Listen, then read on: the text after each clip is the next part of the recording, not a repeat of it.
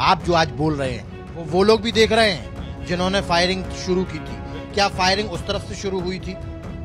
Firing उस तरफ से ही शुरू हुई थी, हमारी तरफ से कोई हथियार ही नहीं था। एक दो तीन वेपन ऐसे थे, एक मेरा वेपन था, एक आध औरों का जो रखे हुए थे, किसी का कोई नहीं था। उस टाइम तक पुलिस ही आ गई थी। वो तो फायरिंग शुरुआत या एंड का तो कोई मतलब ही नहीं है, शुरू ही शुरू लगा लो उधर से। सैकड़ों गाड़ियों को जला दिया और हजारों लोगों की जान जो थी वो खतरे में थी। आपका एक वीडियो वायरल हो रहा, सबसे पहले तो उस वीडियो की चर्चा करते हैं।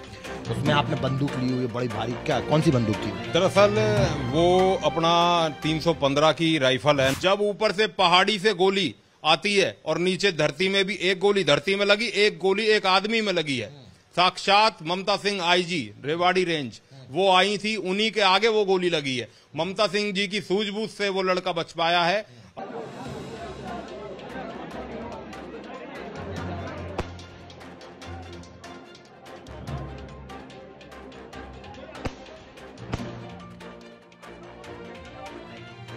पूरा घटनाक्रम संक्षेप में हमारे दर्शकों को बताओ। हम 1 से 1:30 बजे वहां पहुंचे। वहां पे हमारे पहुंचते ही हमने नलड़ महादेव के दर्शन किए, जल चढ़ाया। उसके बाद हमने बहुत दूर अपना नलड़ महादेव से कोई 1 किलोमीटर दूर धुआं उड़ता हुआ देखा। हमने धुआं उड़ता हुआ देखा तो हम वहां पहुंचे तो उन्होंने गोलियों की बौछार, पत्थरों की बौछार वहां से स्टार्ट होगी। वहां से करते करते करते करते वहां पर 500 से 1000 आदमी इकट्ठा हो गया।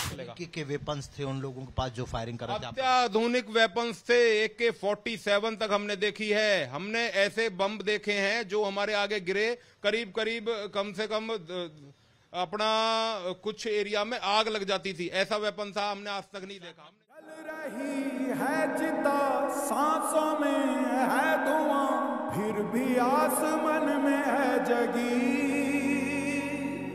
भोर होगी क्या कभी यहाँ, मेरी आखिरी बस ये था कि मैं कैसे न कैसे अपने बच्चे के पास पहुंच। एक साइड से चल रही थी, दूसरी साइड से अल्लाह अकबर, पाकिस्तान जिंदाबाद के नारे लग रहे थे, पत्थर चल रहे थे तीनों साइडों से। सबसे पहले आपको वो वीडियो दिखाता हूं जिसके आधार पर यह इल्जाम लगाया गया कि फायरिंग मंदिर में मौजूद हिंदुओं की तरफ से की गई और एक भी हिंदू को गिरफ्तार क्यों नहीं किया गया। ये वही वीडियो है 31 जुलाई की शाम को, जब नल्लड़ महादेव के मंदिर में शोभा यात्रा में शामिल हजारों हिंदू छुपे हुए थे और चारों तरफ से पहाड़ियों पर से फायरिंग की जा रही थी। ये उस वक्त का वीडियो है। इस वीडियो को आज सोशल मीडिया पर वायरल किया गया। दावा किया गया कि 31 जुलाई को शोभा यात्रा में शामिल लोग हथियारों से लैस थे और उन्होंने फायरिंग की, इसीलिए दंगा हुआ। दावा किया गया कि मंदिर में छिपे हिंदुओं ने सुरक्षा में लगे पुलिस वालों पर भी फायरिंग की। क्योंकि इल्जाम गंभीर था, वीडियो सामने था, वीडियो में मंदिर परिसर में मौजूद एक शख्स फायरिंग करते हुए दिखाई भी दे रहा है, इसलिए इसकी तहकीकात जरूरी थी। जब हमारे रिपोर्टर्स ने इस वीडियो के बारे में जानकारी हासिल की तो पता चला कि जो शख्स गोली चलाता हुआ दिखाई दे रहा है उसका नाम अशोक बाबा है। अशोक बाबा फरीदाबाद का रहने वाला है, पेशे से वकील है। पता यह भी लगा कि अशोक बाबा गौरक्षक है। क्योंकि शोभा यात्रा में बड़ी संख्या में गौरक्षक शामिल हुए थे। अब सवाल यह है कि अशोक बाबा हथियार लेकर क्यों आया और उसने फायरिंग क्यों की, गोलियां क्यों चलाई, वो किस पर फायरिंग कर रहा था। इस सवाल का जवाब जानने के लिए हमारे संवाददाता अभय पाराशर ने अशोक बाबा को ढूंढा, उससे बात की और यही सवाल पूछे। अशोक बाबा ने माना कि वीडियो में वही फायरिंग करता हुआ दिखाई दे रहा है। अशोक बाबा ने कहा उसने अपनी लाइसेंसी राइफल से फायरिंग की थी। फायरिंग क्यों की थी, इसके जवाब में अशोक बाबा ने कहा चारों तरफ पहाड़ियों से गोलियां बरस रही थी। अगर वो गोली न चलाता, फायरिंग न करता, दंगाइयों को यह डर न दिखाता कि मंदिर में सुरक्षा के इंतजामात हैं, उनको ये इंप्रेशन न देता कि पुलिस वहां पहुंच गई है, तो मंदिर में फंसी महिलाओं और दूसरे हजारों लोगों को सुरक्षित निकालना नामुमकिन हो जाता।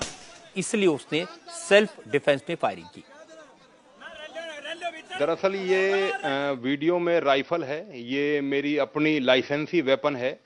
मेरे पहले से ही ऑलरेडी कम से कम मैं 40 से 45 मुकदमों में गवाह हूं। उनमें अपने 5 से 10 हजार 50 हजार तक के इनामी बदमाश पकड़े जा चुके हैं मेरी FIRs में, जिनमें मैं मुद्दई हूं। और इसीलिए गवर्नमेंट ने मेरे को वेपन, मेरा लाइसेंसी वेपन दिया हुआ है। उस समय मेरे को बहुत ज्यादा मजबूरी हो गई थी।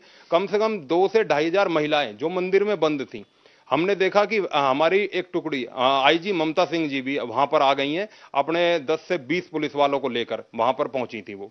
और जैसे ही वो अंदर एंट्री करी है, कम से कम एक साथ 50 से 100 राउंड फायर धड़ाधड़, चारों तरफ से माहौल इतना बहुत गर्मा गया था, इतनी फायरिंग हुई थी वहां पर कि बचना किसी का नामुमकिन था। ऑन द स्पॉट हमारे एक आदमी को वहां पर गोली भी लगी है, मगर फिर भी मैंने अपनी सुरक्षा में और सबकी सुरक्षा को मद्देनजर रखते हुए मैंने एक हवाई फायर वहां पर किया था, जो मंदिर की सीमा के अंदर से मैंने वो किया था, ताकि वो कुछ लोग डर जाएं, जिससे कि हम बचाव कर पाएं। क्या ऊपर से पहाड़ी से फायरिंग हो रही थी लगातार, आप लोगों ने देखा?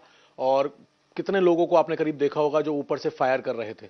हमने देखा कम से कम पूरी पहाड़ी की तरफ छोटे छोटे, बहुत ही ज्यादा छोटे छोटे आदमी दिखाई दे रहे थे। चारों तरफ पहाड़ियों के आदमी थे, वहां से फायरिंग की धड़ाधड़ आवाजें आ रही थी।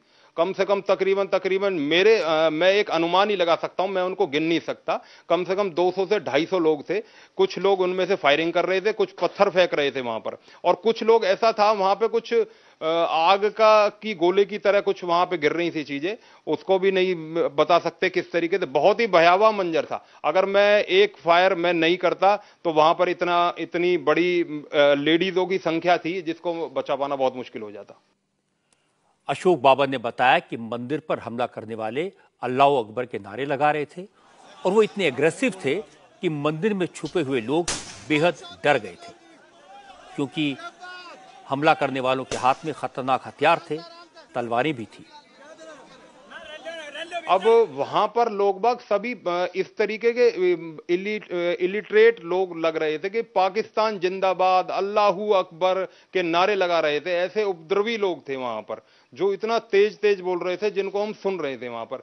अब हम हिंदुस्तान में रहते हैं और लोग बाग पाकिस्तान जिंदाबाद कह रहे हैं, बहुत शर्मनाक थी। मैं एज एन एडवोकेट भी एक अपील करना चाहूंगा, मैं सरकार से भी बोलना चाहूंगा, इसमें सारे प्रकरण में मेरे को लगता है कोई बाहरी लोग भी इन्वॉल्व हैं। इसकी गहनता से जांच होनी चाहिए और जो भी दोषी पाए जाएं उसमें सजा होनी चाहिए। लेकिन ऐसा नहीं कि हमने अशोक बाबा की इस बात पर यकायक यकीन कर लिया। इंडिया की टीवी की टीम ने, हमारे रिपोर्टर्स ने तहकीकात की, नू इंसा में दर्ज की गई एफआईआर को देखा, जो दंगाई पकड़े गए थे उनकी रिमांड कॉपीज को पढ़ा।